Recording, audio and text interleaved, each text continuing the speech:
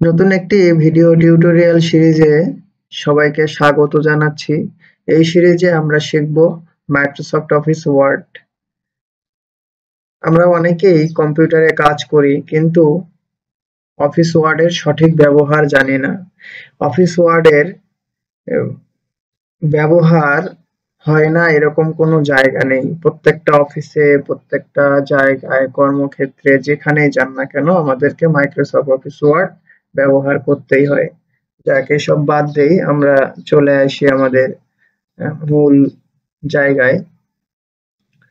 তো এখানে আসলে ইন্ট্রোডাকশন আমি দিয়েছি সুন্দর একটি, আমি ৭৬৫ পেজের একটি স্লাইড তৈরি করেছি। আমি এটি আমার ডেসক্রিপশন বক্সে দিয়ে দেব, এখান থেকে আপনারা দেখে নিতে পারবেন।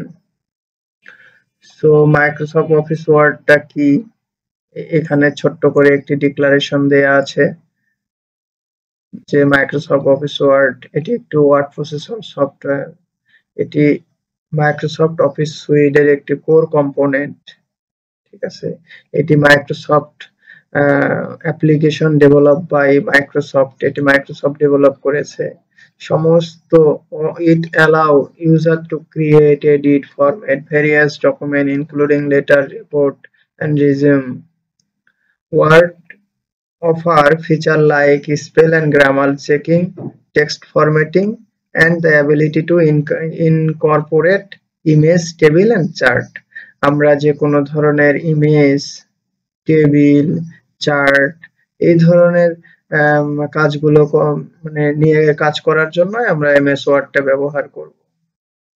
তারপরে বিভিন্ন ধরনের এখানে গ্রামাটিক্যাল মিস্টেক থাকতে পারে, সেটা চেক করবে। বিভিন্ন ধরনের টেক্সট ফরম্যাটিং হতে পারে। এই সমস্ত জিনিসগুলো আমরা মাইক্রোসফট অফিস ওয়ার্ড ব্যবহার করে তৈরি করব। এখন কি ফিচার, এই মাইক্রোসফট অফিস ওয়ার্ডের কি ফিচার গুলো কি কি? কি ফিচার হচ্ছে text editing, document formatting, table and graphics, template, collaboration, review tool, export option.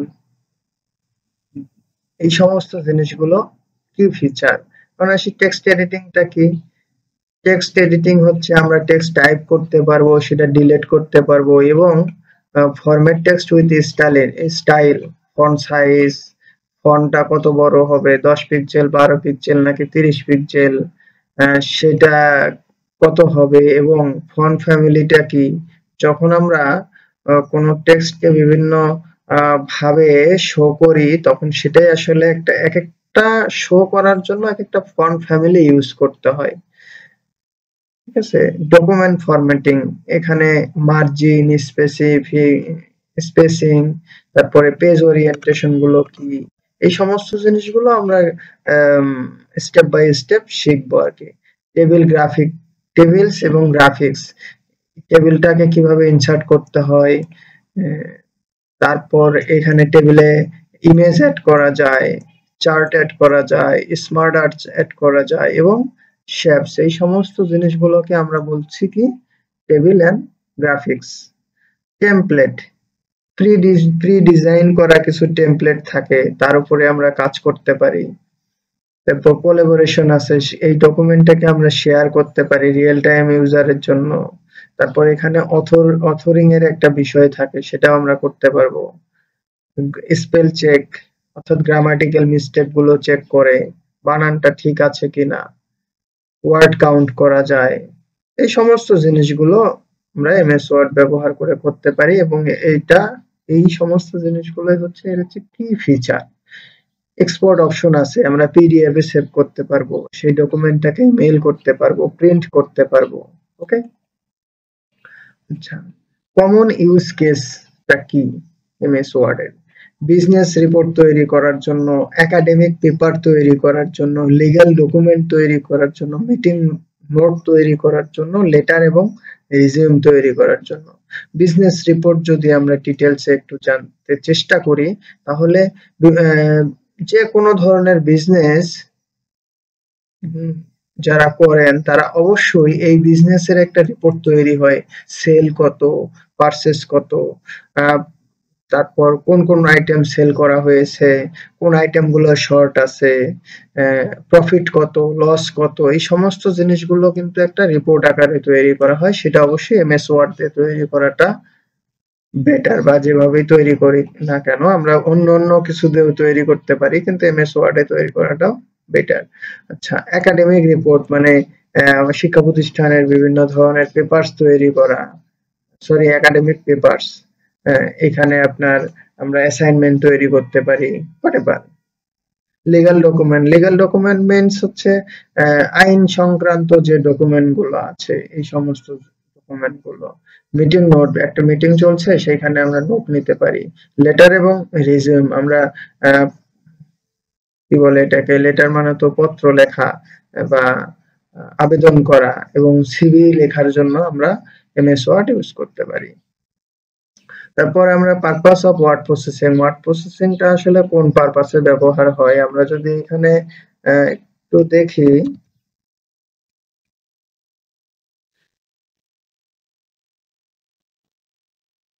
Book, news letter, letter, এই সমস্ত যে আমরা যেগুলো এখানে পড়াশোনা করলাম সেগুলোই আসলে এখানে আছে। ওয়ার্ড প্রসেসিং সফটওয়্যার কি কি ধরনের কাজ করা যায় সব এখানে আছে, আপনারা দেখে নিতে পারেন। কি purpose of word processing, word প্রসেসিংটা কোন পারপাসের জন্য আসলে তৈরি করা হয়েছে সেটাই। এটাও থিওরিটিক্যাল বিষয়বস্তু। এডিটিং, রিভিউ, অলরেডি আমরা এগুলো নিয়ে আলোচনা করেছি। Insert element, include table, image, already আমরা এটা নিয়েও আলোচনা করেছি। এখানে কি পারপোজ অফ ওয়ার্ড প্রসেসিং আছে, document creation, collaboration, printing and distribution, এগুলো নিয়ে আমরা আলোচনা করেছি। স্টার্ট এন্ড ক্লোজিং ডকুমেন্ট, এখন আমরা শুরু করতে পারি যে আমরা মাইক্রোসফট অফিস ওয়ার্ডটা কিভাবে শুরু করব, কোথায় গিয়ে আমরা লিখবো। আমার হাতে একটি ল্যাপটপ আছে বা আমার কাছে একটি ডেস্কটপ আছে, আমরা কিভাবে সেটা শুরু করব। শুরুতেই আমাদের এখানে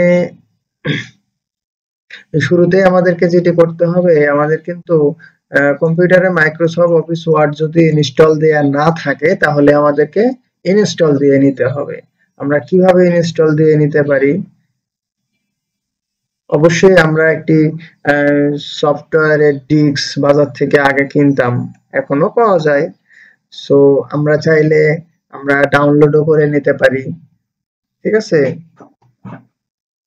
এখন আমরা কিন্তু পারচেজও করে নিতে পারি। তো আমরা যারা ম্যাক্সিমাম বাংলাদেশে যারা ইউজার আছি, বা আমরা আসলে মাইক্রোসফট ওয়ার্ডের তো বলতে গেলে প্রাইসও কম না, আমরা আসলে অত দাম দিয়ে সাধারণত কিনি না। আসলে আমরা চেষ্টা করি যে এই মাইক্রোসফট অফিসটা, এটা কিন্তু মাইক্রোসফটের একটি প্রোডাক্ট, আমরা চাইলে এখান থেকে ডাউনলোড করে নিতে পারি। সো এইখানে আবার বিষয়টা হচ্ছে আমাদেরকে তখন কিছু পারচেজ করতে হবে। আসলে পারচেজ না করলে ফ্রি ট্রায়াল যখনই শেষ হয়ে যাবে তখন আমাদের হচ্ছে আমরা আর এই মাইক্রোসফট ডকুমেন্টে এডিট করতে পারবো না, নিউ ডকুমেন্ট ক্রিয়েট করতে পারবো না। তো এইখানে আসলে দেখে লাভ নাই। এটা আসলে আমাদেরকে পারচেজ করে নিতে হবে, দরকার নাই। আমরা আরেকটা ফ্রি সাইট আছে, আমরা এইখান থেকে নিতে পারি। গেট ইনটু পিসি, এইখানে যদি আমি যাই, এই ওয়েবসাইটটা থেকে আমরা যে কোনো ধরনের সফটওয়্যার আসলে পেতে পারি, মানে যেগুলো এই ওয়েবসাইটে আছে এগুলার কি এর সাথে দেয়া থাকে, ঠিক আছে। যদি এমএস ওয়ার্ড দেই,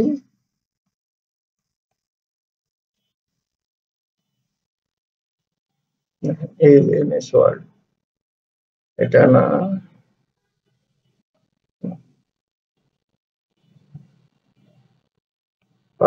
for MS word free download, এটা না, মাইক্রোসফট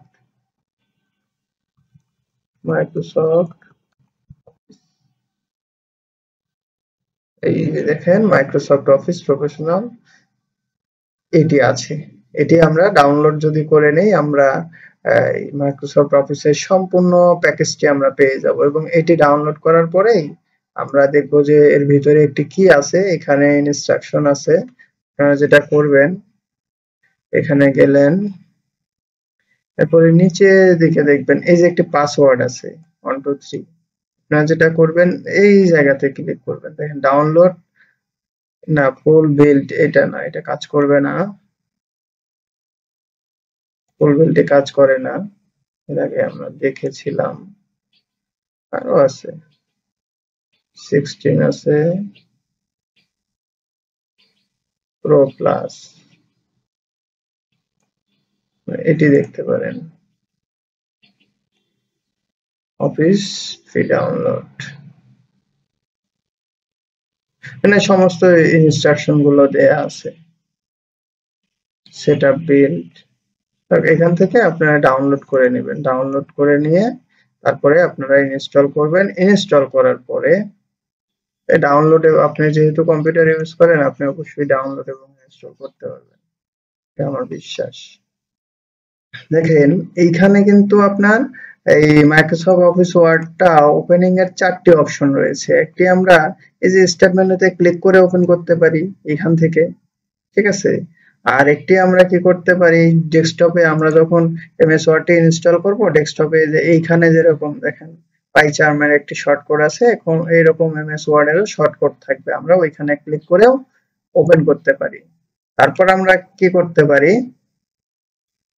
এখানে যদি আমি পিনেট করে রেখে থাকি এই যে এই টাস্ক বারে, তাহলে এইখান থেকেও যেরকম দেন ফটোশপটা এখানে পিনেট করা আছে, এমএস ওয়ার্ডটা পিনেট করা নাই, তাহলে আমি যদি এখান থেকে পিনেট করে রাখি, দেখেন টাস্ক বার এই যে চলে আসছে, আমি এখন এখানে ক্লিক করলেও ওপেন হয়ে যাবে, এই যে ওপেন হয়ে গেছে, ঠিক আছে। সো আমি যদি এখানে সার্চ করি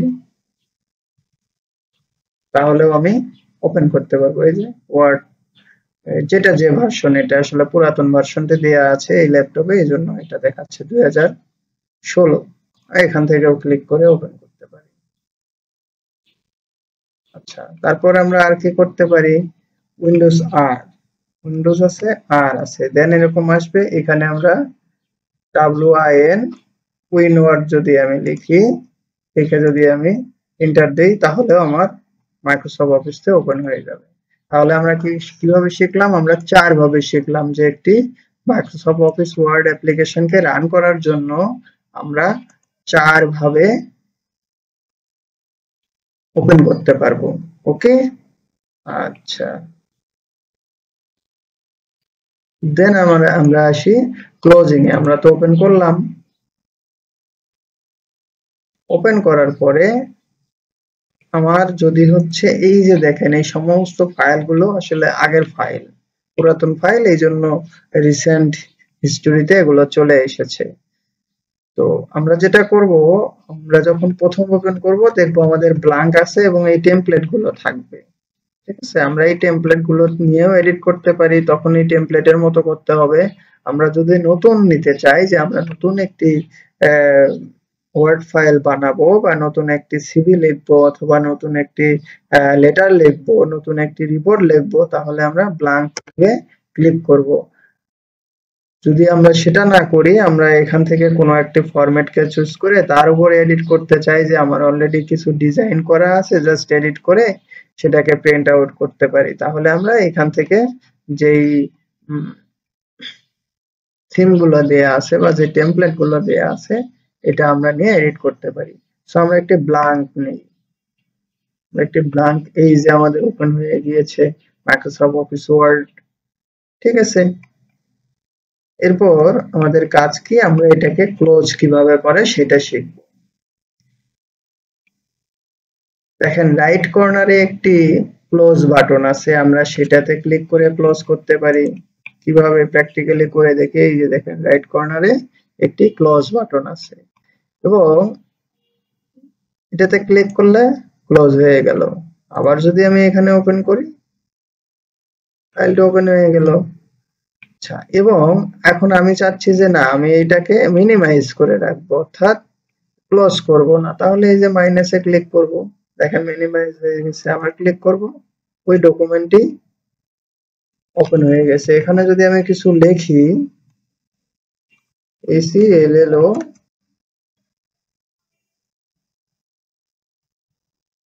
হ্যালো ওয়ার্ল্ড। দেখেন আমি কিন্তু এখানে ভুল লিখেছি, এই জন্য আমার এখানে কি হচ্ছে, রেড মার্ক নিচে চলে এসেছে। কি করব, এটা দিব, কারেকশন হয়ে গেল। আমি চাচ্ছি এই শীটটি আমি ক্লোজ করব না, মিনিমাইজ করে আমি অন্য কাজ করব, আবার এখান থেকে এটাকে ওপেন করে এটাতে আবার কাজ করব। সেটাও আমি করতে পারি কিভাবে, মাইনাসে ক্লিক করে। তারপর আমি চাচ্ছি ফাইলটাকে একটু ছোট করে রাখবো, দেখেন এই যে ছোট করে রাখলাম। আবার যদি আমি ম্যাক্সিমাইজ করতে চাই, বড় করতে চাই, ফুল স্ক্রিন করে দিলাম। ওকে, আচ্ছা, তারপরে আমরা আর কিভাবে ক্লোজ করতে পারি, অল্টার F4।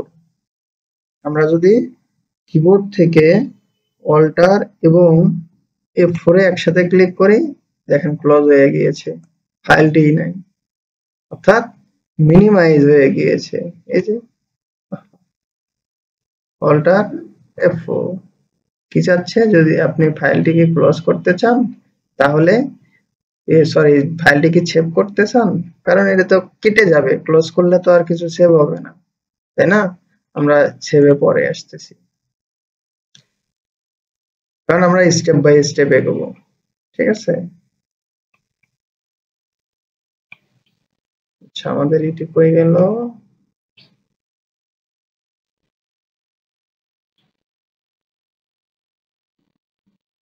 আমরা কোথায় ছিলাম, এক্সপোর্টিং ক্লোজিং। আচ্ছা, তারপর আসুন ফাইল মেনু থেকে যদি আমরা এক্সিটে ক্লিক করি তাহলে ফাইলটি ক্লোজ হয়ে যাবে।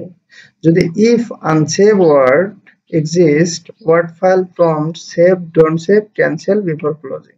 দেখেন অলরেডি আমরা কিন্তু এই নোটিফিকেশনটি পেয়েছিলাম যখন আমি এই ওয়ার্ড ফাইলটি ক্লোজ করতে গিয়েছিলাম, অল্টার F4 এ চাপ দিয়ে বলছে যে কি সেভ, সেভ ডোন্ট সেভ আর ক্যান্সেল, ক্যান্সেল করে দিলাম। আমরা আরেকটি পেলাম, কিভাবে আমরা ক্লোজ করতে পারি, আমরা ফাইলে গিয়ে এক্সিটে ক্লিক করলেও ক্লোজ করতে পারি। কি করব, ফাইল, ফাইল থেকে এখানে এই যে ক্লোজ আছে, পুরাতন আর অন্য কোনো ভার্সনে এখানে এক্সিট থাকতে পারে, ক্লোজে ক্লিক করলে আবার বলছে কি এটাকে সেভ করতে চাই কি সেভ করতে চাই না।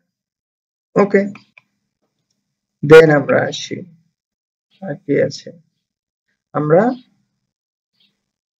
ইন্টারফেসের সাথে পরিচিত হয়ে নেই। দেখেন প্রথমে আমরা যদি 1 নাম্বারটা দেখি, এখানে কি দেয়া আছে, টাইটেল বার। তার মানে আমার এমএস ওয়ার্ড এর, আমি যদি এটাকে একটু মিনিমাইজ করে নেই,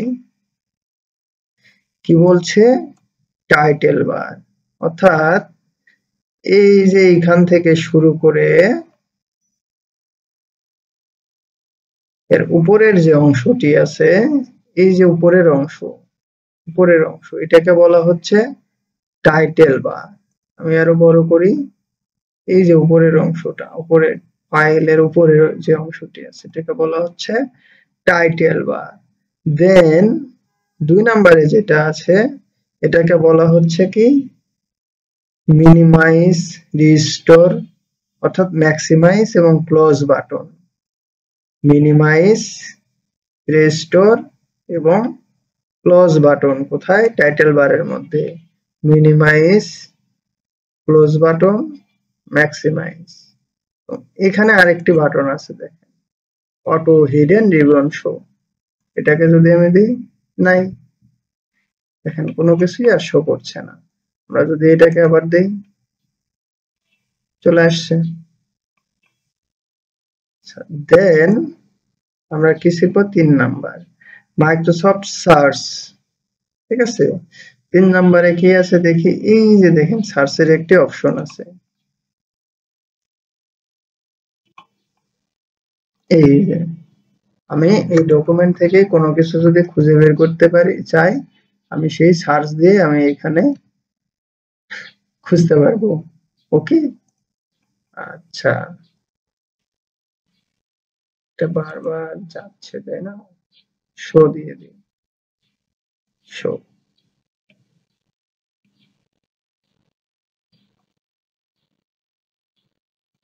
শো ট্যাব দে, শো সব দিই। ওকে, দেখেন এখন কিন্তু আর যাচ্ছে না, সব রয়ে গেছে।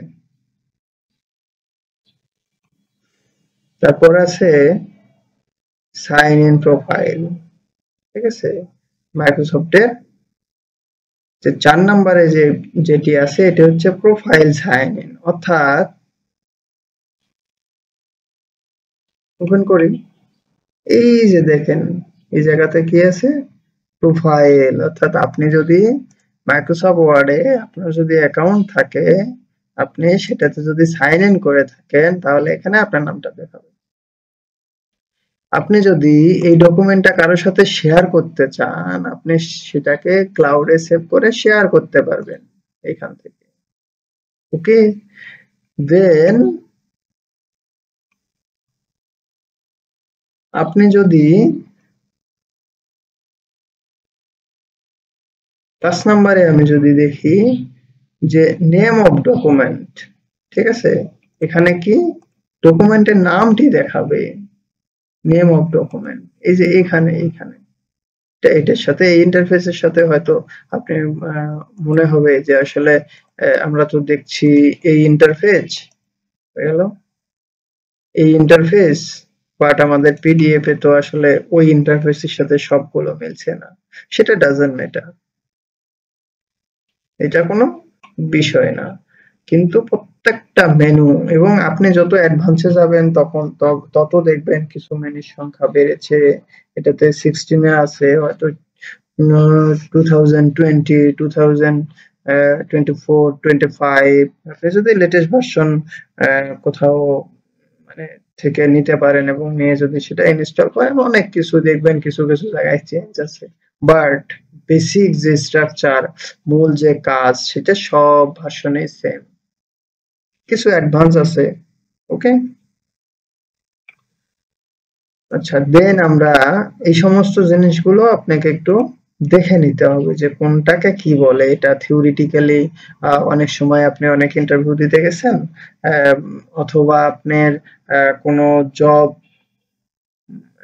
এক্সাম দিতে গিয়েছেন, ওইখানে এরকম কোনো একটা ইমেজ দিয়ে বলল যে এইটার নাম কি, এটা থাকতেই পারে।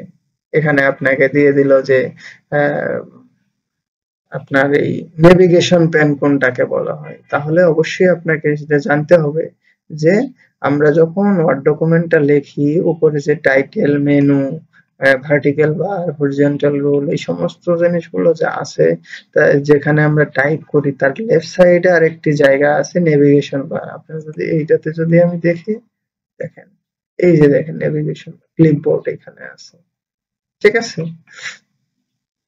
আচ্ছা, তারপরে আপনি আসেন এখানে, আমরা দেখতে পাবো কি ফাইল আছে, হোম আছে, ইনসার্ট আছে, ডিজাইন। এটা হচ্ছে মূলত, এখানে যদি আমরা দেখি এই সমস্ত জিনিসগুলোর নাম হচ্ছে ribbon tab. Okay, file, home, insert, draw, design, view, help, এই সমস্ত জিনিসগুলো হচ্ছে রিবন ট্যাব। হরিজন্টাল রুল আছে, আমরা যদি 9 নম্বরে দেখি হরিজন্টাল রুল কোনটা, হরিজন্টাল রুল এই যে এটাকে হরিজন্টাল রুল বলে। এই যে এটা আপনি সরাইতে পারবেন এদিকে ওদিকে, ঠিক আছে। আমরা আরো যাই, এখানে যাই, এখানে হচ্ছে রোলারটা শো করি, গ্রিডটা শো করি, গ্রিড থাক, নেভিগেশন প্যান, এই যে চলে আসছে, ঠিক আছে। তাহলে আমাদের নেভিগেশন প্যান চলে আসলো। এই যে দেখেন এটার নাম হচ্ছে হরিজন্টাল রুল। আপনি যে কয় ইঞ্চি বা যত সেন্টিমিটার নিচে উপর থেকে স্পেস রাখবেন, এটা তত দূরে আপনি লিখতে পারবেন বা লেখাটা স্টার্ট হবে। ওকে, অর্থাৎ আপনি বলতে পারেন এটাকে মার্জিন, উপর থেকে কত মার্জিন, নিচে থেকে কত মার্জিন, লেফট সাইড থেকে কত, রাইট সাইড থেকে কত, এটা সেটা মেজার করে আসলে যে রুলটা দিয়ে দেখানো হয়। দেন আপনার আছে এখানে জুম কন্ট্রোল, দেখেন জুম কন্ট্রোলও আছে। আমরা যদি এই 15 নাম্বারে দেখি জুম কন্ট্রোল, এই যে দেখেন জুম কন্ট্রোল, আপনি লেখাটাকে জুম করে দেখতে পারবেন কত কত পার্সেন্ট পর্যন্ত দেখা যায়, এখানে আপনার সেটা দেখতে পারবেন। ঠিক আছে, 200%, 500%। ওকে, দেখেন এখানে 500% পর্যন্ত দেখা যায়। ওকে, আচ্ছা, আজ এই পর্যন্তই। এরপরে আমরা শিখব একটি ডকুমেন্ট ক্রিয়েট করা এবং সেটি ম্যানেজ করা। আজ এই পর্যন্তই। ধন্যবাদ সবাইকে, ভালো থাকবেন।